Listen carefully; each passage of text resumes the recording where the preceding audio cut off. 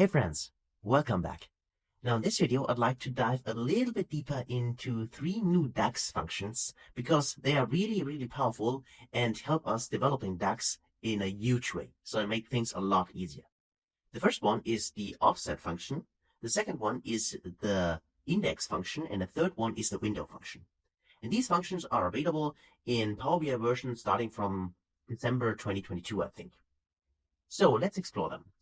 I already prepared the Power BI file, so I imported the 3 tables, employees, orders, and suppliers, and I also added a DAX table, a dates table here.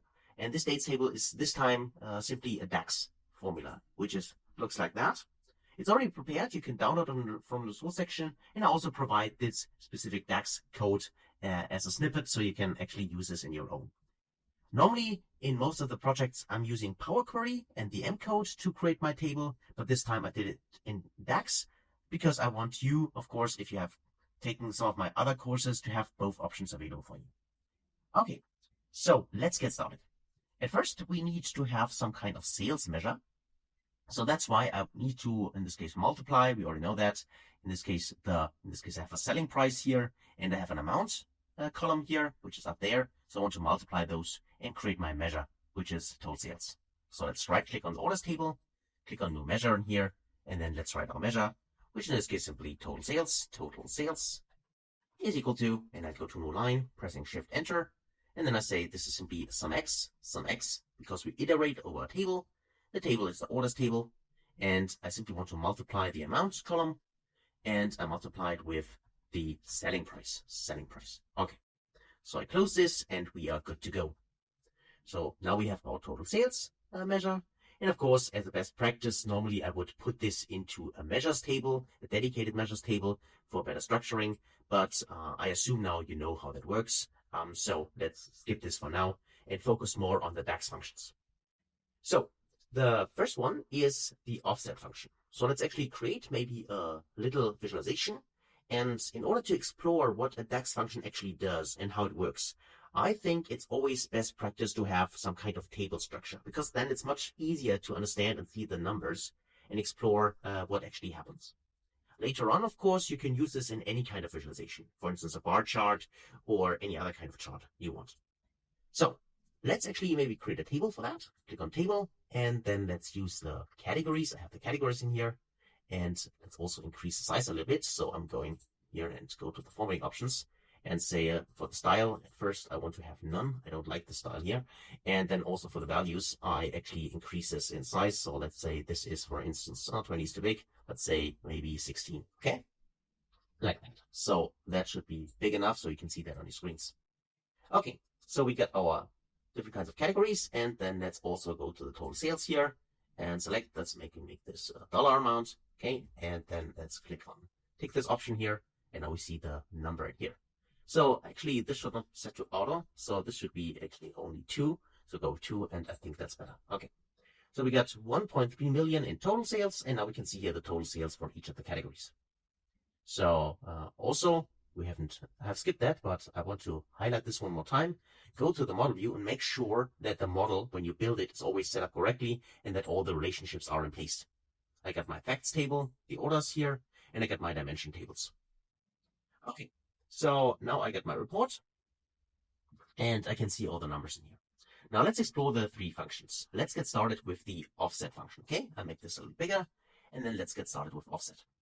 So let's right click on the orders table here and select new measure.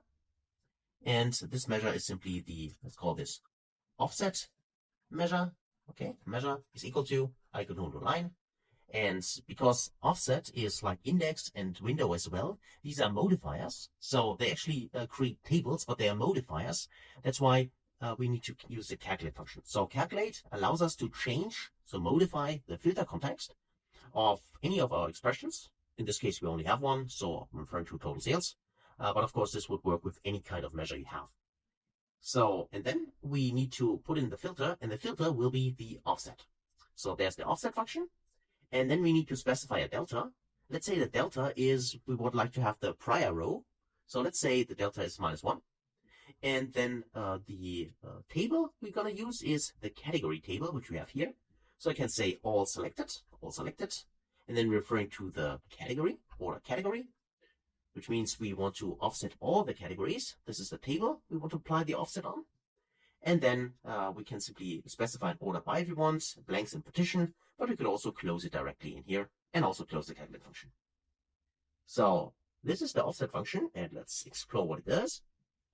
Press enter and go in here and click on offset, take this option, and you see that we get exactly what we expected, because offset is simply the same way as in Excel. So we can offset, in this case, -1, which means we simply use the prior value. And this is really, really interesting because it allows us now to compare, for instance, always the value with the, in this case, the condiments, for instance, sales with the prior value. And the great thing is that this is dynamic, meaning I could also say I would like to have maybe the -2, so offset of 2, and you see that now it's shifted 2 times. So this is much more dynamic as we have done before, maybe with any kind of ranking column or an index column, which was also a trick. We could apply that. Now, for any kind of time intelligence functions, a lot of this was, we were able to do this easier because there were specific functions for that, right? So for date add function, for instance, which would be able to create something like that dynamic. But for functions like category, for instance, any other kind of functions which are not belonging to date, it was much more difficult, and not as flexible as it is here.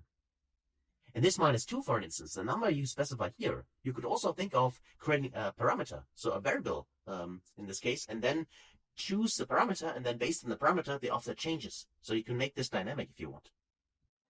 And just to show this to you, you could also, of course, use something like, for instance, 1, so positive value.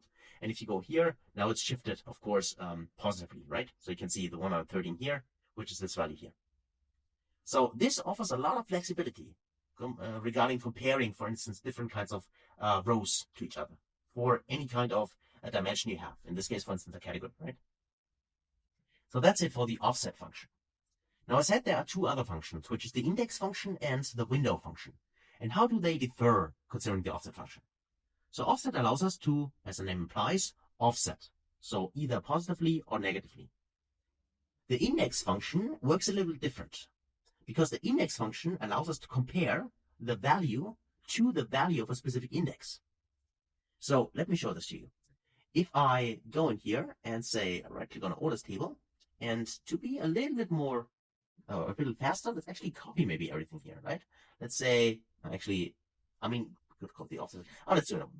Go in here, sorry for that, new measure, and let's say this is our index measure, okay? Index measure, okay, is equal to, let's go to a new line, and again I want to calculate something, so put in the calculate here, and what we want to calculate is one more time the total sales or the measure you want to use, and then what I want is, in this case, index.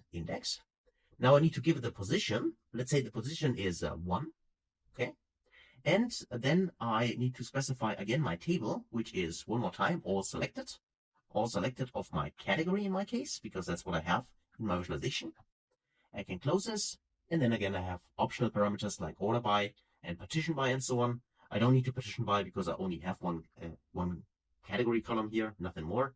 So I can close this one more time and close it, then also the calculate function. I can press enter to evaluate this formula, and now I get my index measure, and let's put this inside. Go in here, click on index, and you see that this is what we get. So 251,000 and so on, but everywhere. Meaning, because we specified here the index as 1, we got the value from the first row. And we can now compare the value from the first row, which is cheese, with all the other categories we have, right? So we can simply, for instance, percentage figure of the 113 based on the 251, or the difference, the absolute difference, or whatever we want to calculate. And of course, this again is dynamic. So I could also say here, for instance, 2, press enter, and I get now the 113. Or I could also say maybe -2, and then I get the 105, which is from the end -2, right? This one here. So again, this is a lot more dynamic than everything we had prior to that. And this allows us to compare each of the columns to a specific index. And that's how they differ from the offset, for instance, because offset is really offsetting the whole table in one or the other direction, and the index is returning a specific value, right? Which you can compare to the original value you have. So this is it for the index. And the third one, which is the most interesting, at least to me, is the window function. So let's explore this. Let's right click on the orders table, click on new measure. And let's say this is our window measure. Of course, feel free up to come with any name you want. Press Shift Enter, go to new line. And let's say I want to calculate. Again, I'm using the total sales, so it's easier to understand. And we only have one measure, so there's not really a lot of option here for us. And now let's use the window function. Now the window function requires two values, the from and to, and also the type. The type is optional, so by default I think it's, I'm not sure if it's absolute or relative, so you need to try it, but let's actually be specific here. Let's say we want to start from 0, and then we can specify a value.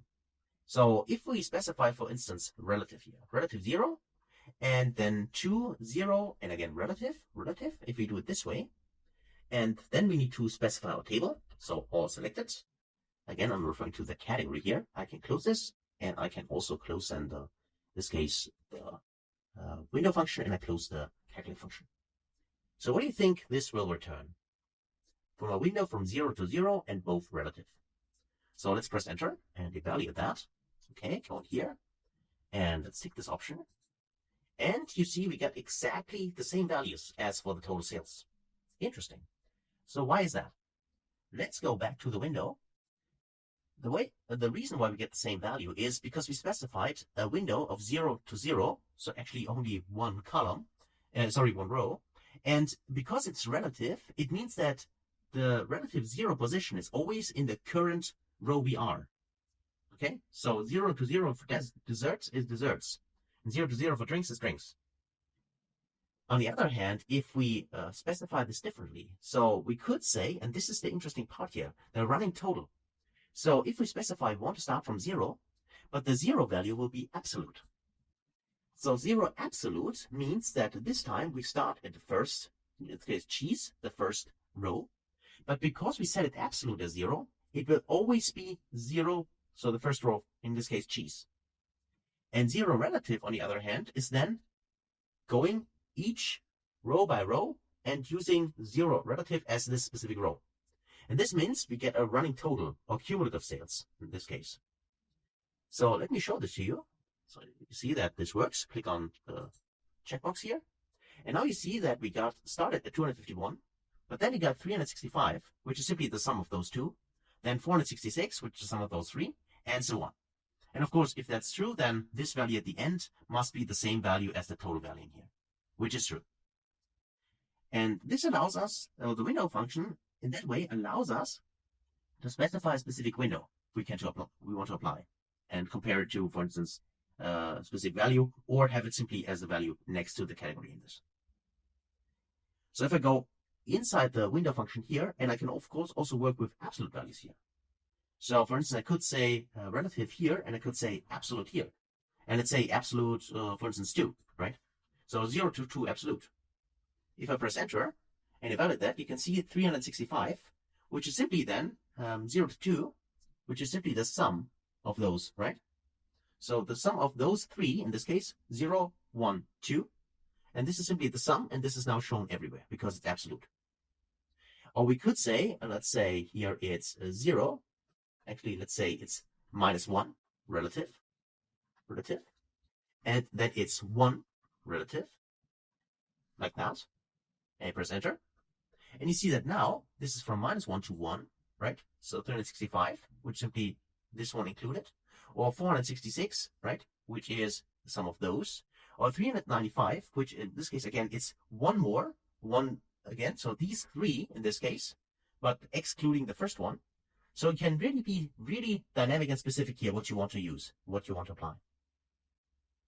Or this, for instance, 280 is simply then the sum of those two, because there is no +1 anymore, because this is the last one. So -1, 0, and +1, but +1 is empty. That's why it's only those two, and it's in 280. So that's the window function. So you can see those functions are different. They belong together in a certain way, but they are different, and they have different use cases. And now you've seen what they can do for you, and hopefully you see already in your projects, or in the future you might see and explore how those could help you developing DAX much faster and avoid using index and other kinds of hassles we had to in the past. Okay.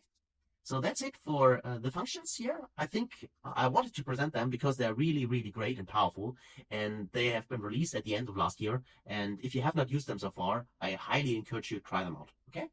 So that's it for this video. Hopefully you enjoyed it. Thanks a lot for watching, and see you in the next one. Until then, best guys.